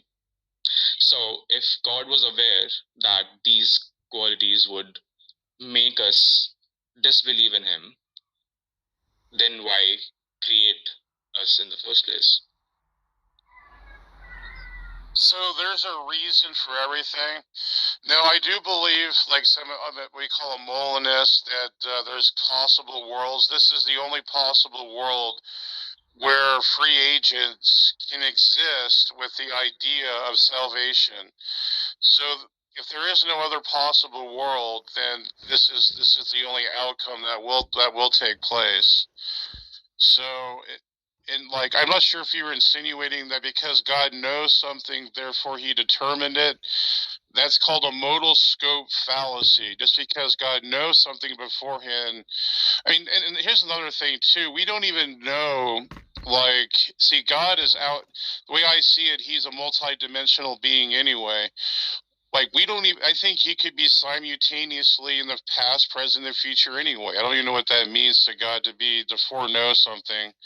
But to us, yeah, I mean, he would foreknow it, but maybe to him, in his frame of reference, I don't think he would. I think he is existing in all time. I'm an idealist too. I don't even believe time is a real thing anyway. Objectively, I think it's a fabrication. It's just a simulation, like a simulated time, if you want to call it that. I don't know, something like that. So, I mean, if that doesn't address your objection, I'm not sure where you're trying to lead at there. Okay, I'll probably take a couple of minutes to rephrase it, but that's fine. That is kind of helpful. So thanks. Yeah, no problem. What's up, Eddie? Good to see you, man. What's up, homie? I wanted to say mad respect and good on you. I watched your streams last night and took a lot of balls to go the route you did. And I appreciate that. I've tried to stay neutral in the whole thing, but given everything that I've seen, I think at this point it's almost undeniable. And I think you did good holding out as long as you did, trying to stay loyal to a friend. I did, yeah. I think you know exactly what I'm talking about. The other people who you've probably, I mean, not to the same level, of course, but I think you understand what I was going through there. Trying to stay true to a friend, yeah. Absolutely, and anybody that has anything negative to say about you, sticking with a friend is, it's BS and screw what they say. Thank you. And I think coming to the conclusion that you did and making the announcement that you made and the steps you took, I got nothing but respect for you, man. I appreciate that. Means a lot, actually. Welcome, Eddie, and welcome, Raja. How are you doing, Gavin? Hello. Far better than I deserve to. Amen to that.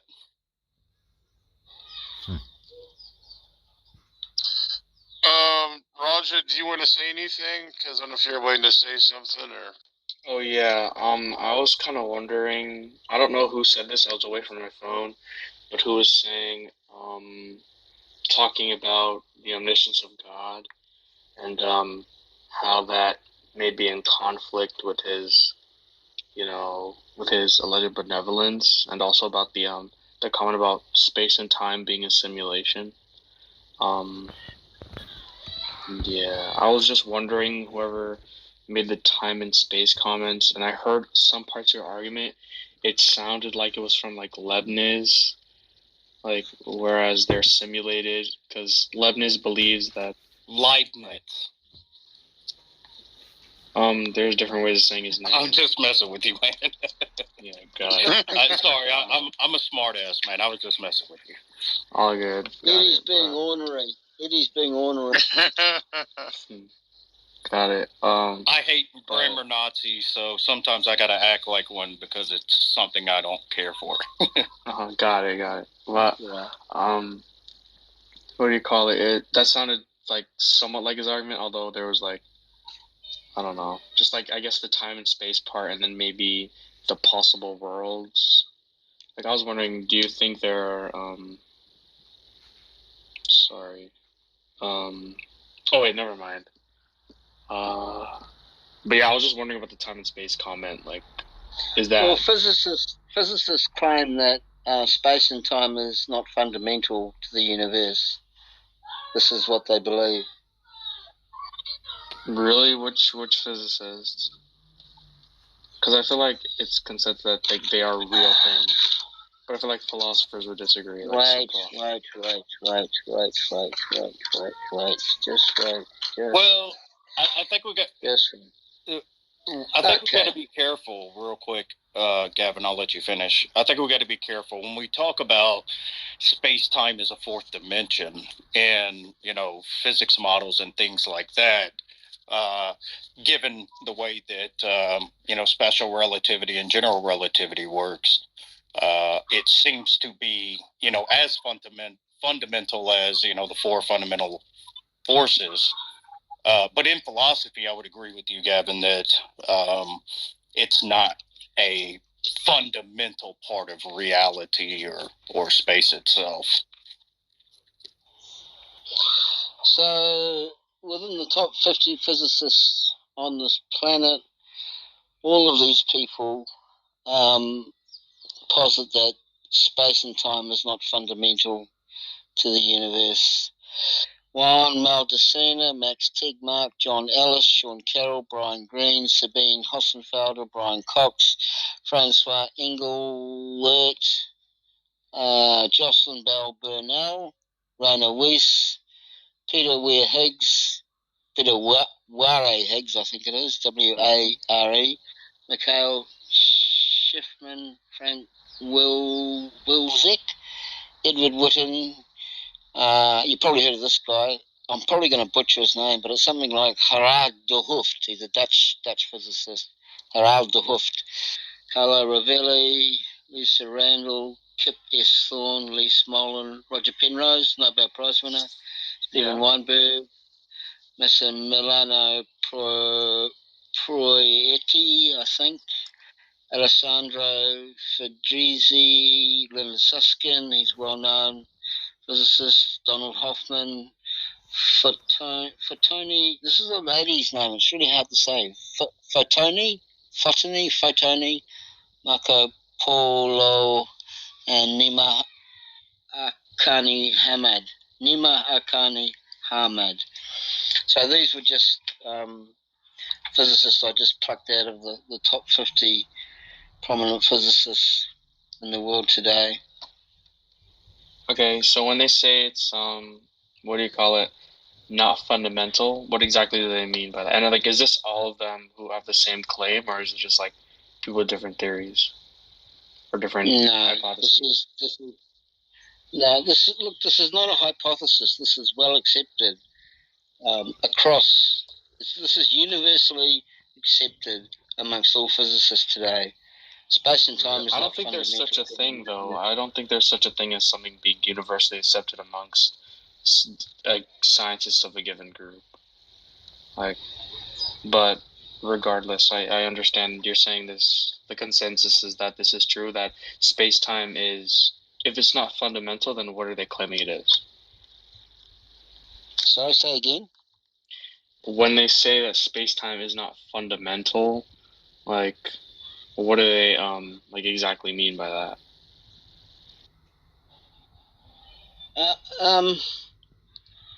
I don't know why people have such a problem with understanding what the phrase space and time is not fundamental to the universe. I don't understand why people have a problem figuring that out. I don't know. I think I'm maybe just a little ignorant. Can you like help me a little bit? Oh, no, I don't think you're just a little ignorant. You know what the word fundamental means, right? Yep. Okay, so space and time is not fundamental to the universe. Okay.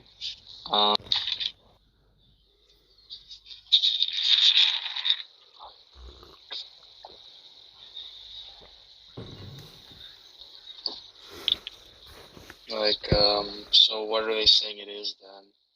Like, is it just like?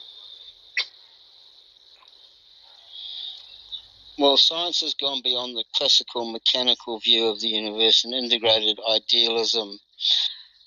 Are you sure about that? Yeah, I am sure. Science is very physicalistic, like it's in a physicalistic paradigm at the moment. Like with respect to even neurology, it goes that far that it's. I'll say it again. Remarkably physicalist. Science has moved beyond the classical mechanical view of the universe and integrated idealism into its worldview of the universe. This is a scientific fact. Idealism, but I mean that's juxtaposed to what do you call it? Physicalism, though, and it is like science is definitely physicalistic. You wouldn't agree with that?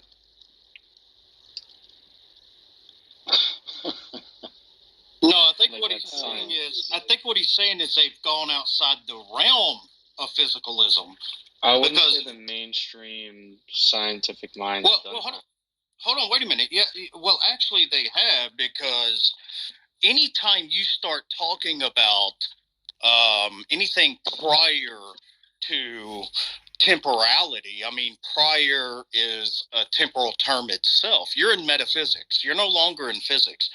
So when they posit in theoretical physics and things like that, a multiverse or things like that, that's metaphysics. That's not the physical. That's not physics. How is that metaphysics? But no, it's metaphysics by definition, because there's nothing. So the physical would be everything physically that exists. Well, when you go in the physical universe at the initial expansion, we can only go back so far to the initial expansion. Before that, we have no idea what was there, what happened, or any of that. So you're in the realm of metaphysics once you start talking about what happened prior to the physical existing. I understand that it makes metaphysical claims, like as in the universe consists of X material. Like most definitely science does make metaphysical claims, at least physics does, like absolutely. But to say that it's removed from the physical, like of course there are different theories. There are some people who believe that God did it, or there are people who are proponents of like the huddle harking theory or other things like that, other fringe theories. But like I definitely would not say like it's incorporated idealism. I don't know. I don't think so. So Raja, are you a physicalist or a idealist? I don't necessarily know, but I definitely wouldn't say I don't know. You don't necessarily know. Okay. No. So if you don't necessarily know, then maybe not make claims about things you don't know much about.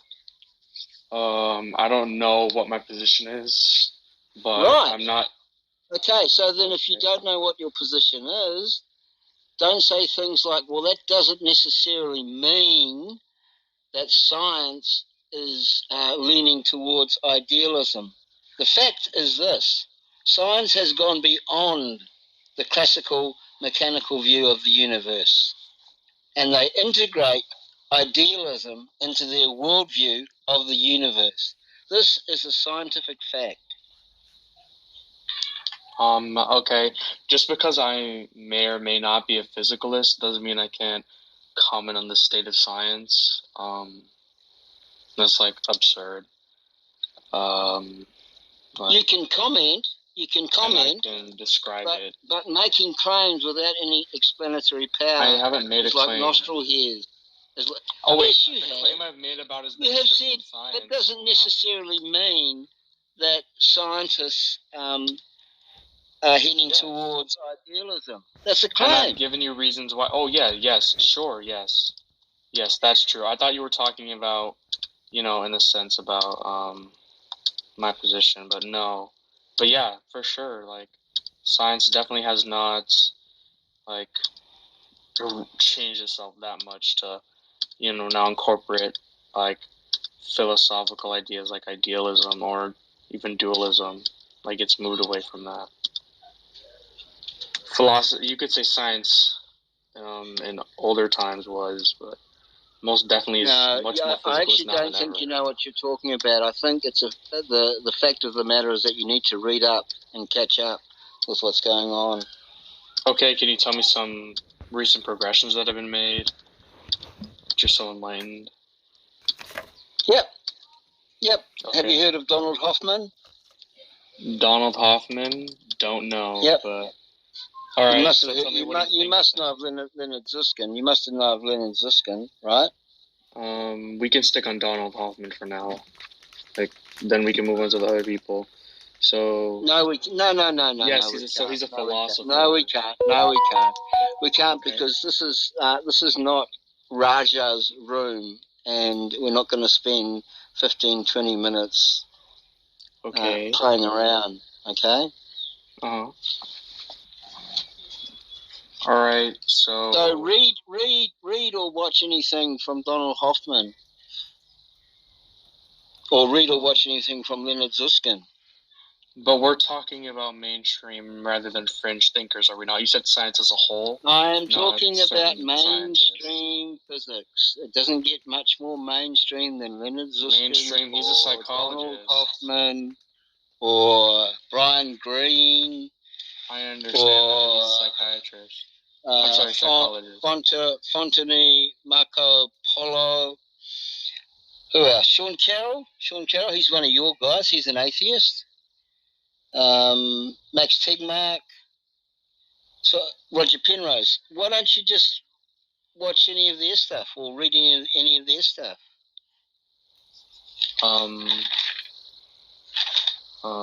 Okay, like I don't see what this has to do with anything that I said. Like, you're naming certain scientists and trying to say that, oh, science as a whole.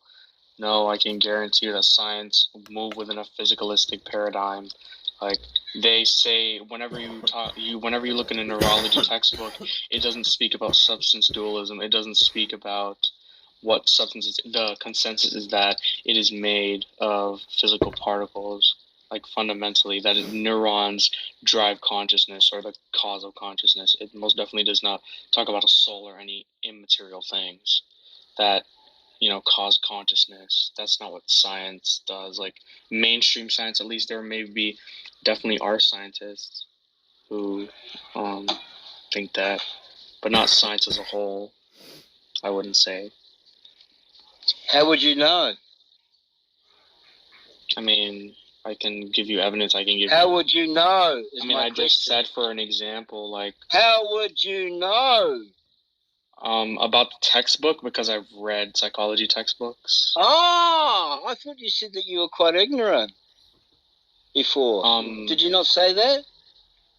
About the specific thing you were talking about earlier. Do you remember what you were talking about? No.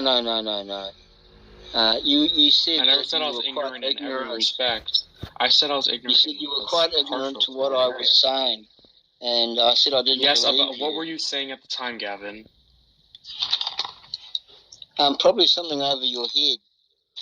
But the fact is that... Gavin, are you getting angry because you can't answer my question? I even asked you what you meant by fundamental, and you kind of sounded like as far as physicists are concerned... they have he's not a physicist, he's a psychologist. So what are you talking about? Yeah. What? This guy is not a science. He's a cognitive psychologist and a Buddhist. Yes. Donald Hoffman is, yeah. Yeah. So what? You're talking about physicism. What about Leonard Zuskin? What about Leonard Zuskin, smartass? Wait, can you say his name again and say it slowly, enunciate? Leonard Zuskin. Susskind. You said S. What about Sskind? Oh, Susskind. Okay, sure. Sure, yeah. What about Juan Maldacena? Oh, proponent of string theory. So what is this? What about Sean Carroll? How come you haven't kept up with what Sean Carroll's saying and presenting? Okay.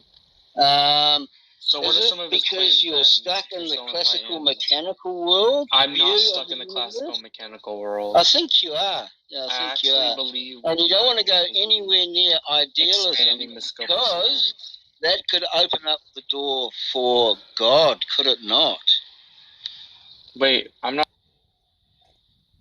And we'll get rid of you because you've had your 15 minutes of fame in the room, and the room is not called This is Raja's Room. So, would anyone else like to jump in and give us their view? God does not exist because, or space-time is not fundamental because? You're arguing against science.